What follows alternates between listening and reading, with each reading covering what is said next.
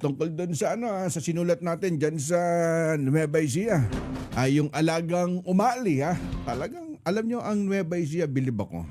Napaka-aktibo po nila pagdating sa social media, di ba? Kumbaga kapag meron kang tinalakay tungkol sa Nueva Ecija, mapakampo doon sa Vergara at saka dito kay na Governor Oye Umali, talagang nakabantay sila. Sundan nyo yung aming Facebook page, mga kaibigan. Talagang napakarami ng mga comment doon.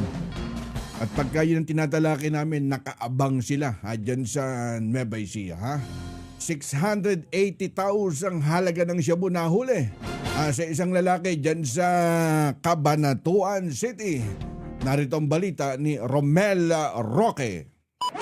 Target on air. Live report. Yes, Rex, arestado ang isang lalaki matapos mahulihan ng sinasabing shabu sa Purok Amihan, Barangay Barrera, Cabanatuan City. Hindi ibinigay ng PNP ang pangalan ng suspek na isang 27 anyos, may asawa, residente ng naturang lugar. Ayon sa Cabanatuan City Police Station, huli sa akto ang suspek ng Police Bayer. Na-recover sa suspek ang mga karagdagang plastic sachet na naglalaman ng pinaniniwalaang shabu. May timbang na 100.20 gramo. Tinatayang nagkakalaga ng 680,000 pesos. Nasa kustudiya ngayon ng Cabanatuan City Police Station ng suspek na sinampahan ng kasong paglabag sa Republic Act 9165 o Comprehensive Dangerous Drug Act of 2002.